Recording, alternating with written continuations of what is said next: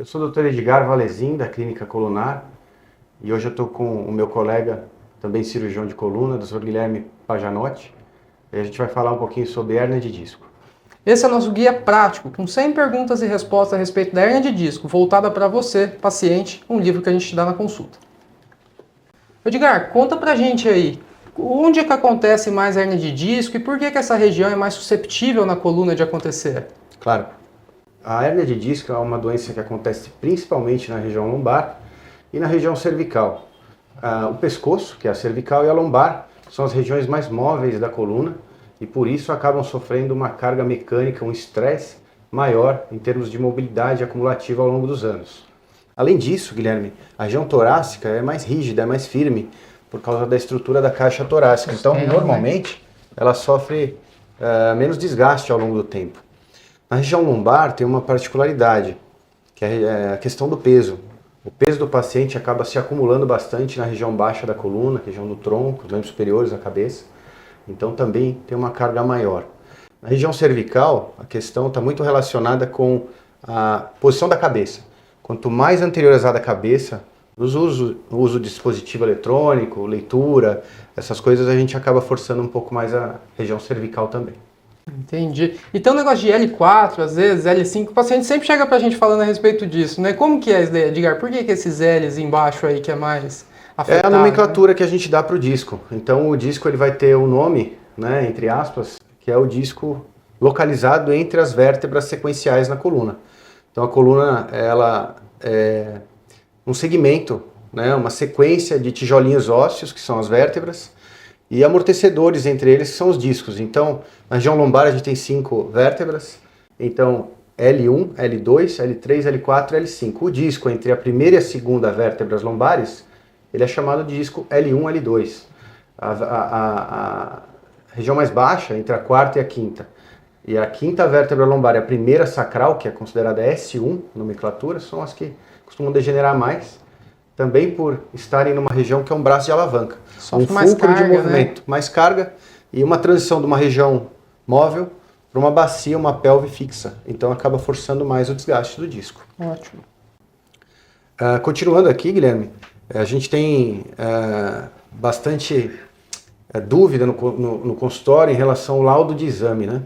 Então, para esclarecer um pouco para os pacientes o que é uma hérnia, o que é uma protrusão, são a mesma situação, apresentam gravidades diferentes. Qual que é a sua resposta para isso? Sem dúvida, isso é algo que chega bastante para a gente, no paciente com bastante dúvida, né? Doutor, tenho 4 protusões aqui, tenho 5 hérnias, meu Deus, estou fadado ao fracasso. E a gente vê que não é bem assim, né? Então, a gente tem que entender que esse desgaste do disco, o disco que está entre as vértebras, é algo natural, é um processo natural de envelhecimento que vai acontecer com todo mundo a partir dos 30 anos. Então, uma degeneração discal é algo normal, é algo fisiológico que a gente já espera e já estuda isso, né?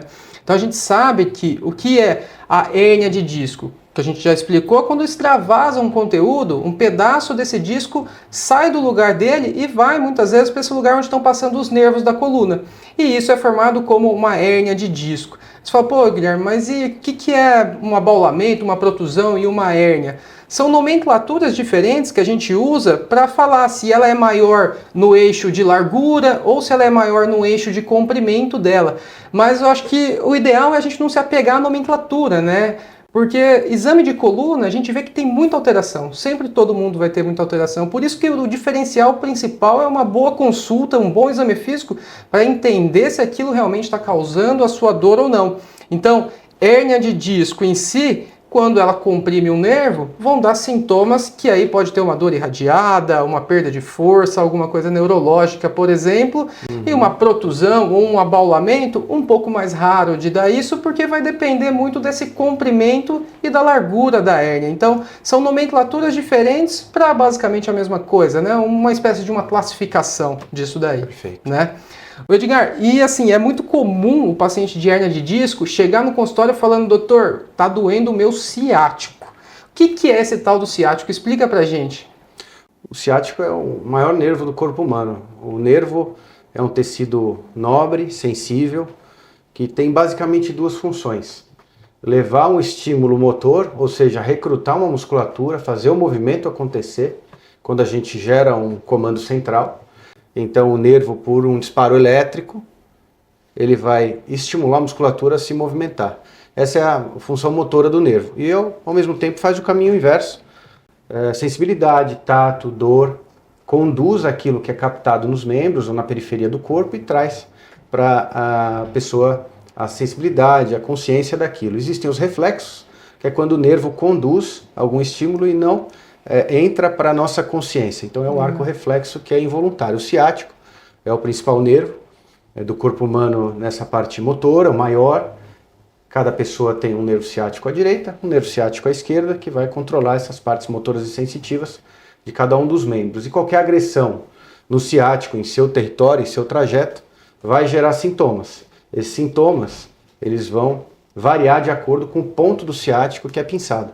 Então, na coluna lombar, por exemplo, um pinçamento do ciático gera uma irradiação para o membro inferior. Se for uma hérnia, uma compressão, uma agressão ao tecido nervoso numa região lombar mais alta, os sintomas são mais proximais. Então, quadril, coxa, e uma compressão no ciático em sua parte, que ele emerge da medula mais baixa, vai irradiar para pé, tornozelo, por exemplo. Então, às vezes, sem o exame de imagem, com um exame físico bem criterioso, você consegue diagnosticar onde é que está acontecendo o problema, né? E o que é interessante é que, igual a gente estava conversando, né? Você falou que os níveis mais baixos, L4, L5, L5, S1, tem mais hérnia de disco. Sim. E justamente o ciático, o nervo que forma o ciático na coluna sai daí, né? Do L4, do L5, do S1, S2.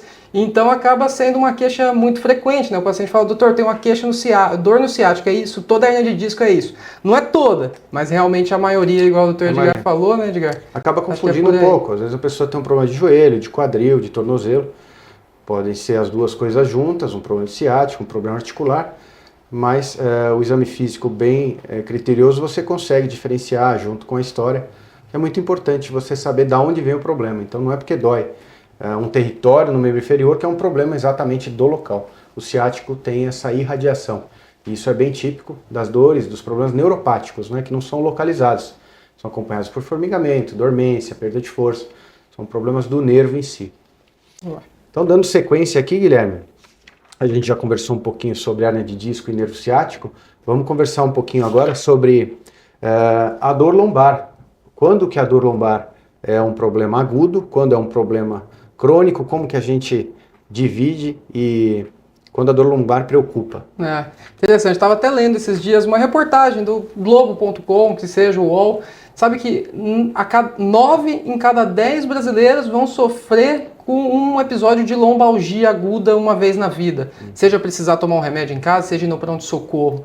Então é uma parte muito grande da população, né? E o que é essa lombalgia? É uma dor realmente na coluna lombar, ou seja, a coluna que está mais abaixo do nosso corpo, que propicia uma dor local, incapacita, retira pessoas do trabalho, por isso que é um problema de saúde que a gente tanto estuda e que tanto demanda dos médicos e dos profissionais de saúde como um tratamento, né? Quando isso deve nos preocupar ou quando não, principalmente quando é uma dor aguda. A dor aguda, em geral, a gente trata como uma dor com menos de 6 semanas de duração, né? E uma dor crônica seria uma dor acima de 6 semanas de duração. Mas isso é um ponto de corte bem impreciso para a gente utilizar, mas é um pouco para a gente ter um pouco desse parâmetro do que realmente é um agudo, do que é uma dor já cronificada. E principalmente nesse ponto, a gente vai conversar um pouco mais adiante de quando a gente tem alguns sinais de alarme que vão chamar a atenção para essa dor. Falar, essa sua dor não é normal. Não é só uma lombalgia dessa que 9 em cada 10 vão ter e que a maioria vai melhorar com uma medicação, analgésico simples e que não vai requerer uma investigação mais aprofundada, por exemplo, né, Edgar? Certo. Perfeito. Ficou uma dúvida aqui, Guilherme, que eu queria que você esclarecesse, que é uma dúvida comum dos nossos pacientes, quanto à nomenclatura da protrusão de disco, abaulamento e hérnia. Todo abaulamento, toda protrusão de disco, necessariamente vira uma hérnia de disco? Não necessariamente, né? Então a coluna, ao passo que ela degenera de uma forma natural, ela também se, digamos, regenera, entre aspas, né? Tanto é que a maioria das hérnias de discos vão ser absorvidas pelo próprio corpo. Isso vai realmente ter uma reabsorção. Então, nem toda protusão, a gente quer dizer que isso vai, digamos, entre aspas, evoluir para uma hérnia. Não, pode ficar daquele jeito que for, ao mesmo tempo que o disco pode ir desidratando um pouco mais, aquela protusão vai sendo reabsorvida para dentro. Então, não é uma cronologia, não é algo precisamente, tem o abaulamento, o meu abaulamento vai virar uma protusão e a protusão vai virar uma hérnia. Não, não é uma evolução que realmente vá acontecer, tá? Isso pode acontecer realmente, mas não é a regra. Interessante, né? Porque às vezes o paciente questiona aqui na colunar, olha, doutor, eu fiz tudo certinho, ganhei musculatura, perdi peso, corrigi minha postura, e mesmo assim a minha protrusão piorou e agora eu tenho uma hérnia de disco.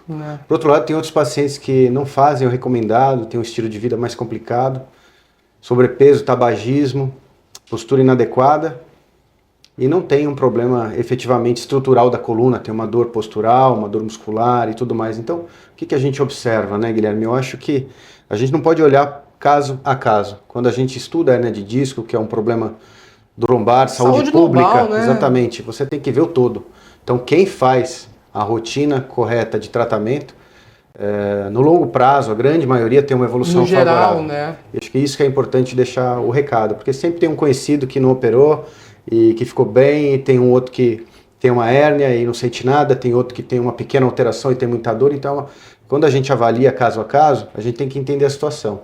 Mas, no todo, a gente percebe que o tratamento bem feito evita uma evolução da doença degenerativa da coluna. Sem dúvida, eu acho que a prevenção e esse acompanhamento da doença é fundamental para o tratamento adequado, né? Exatamente.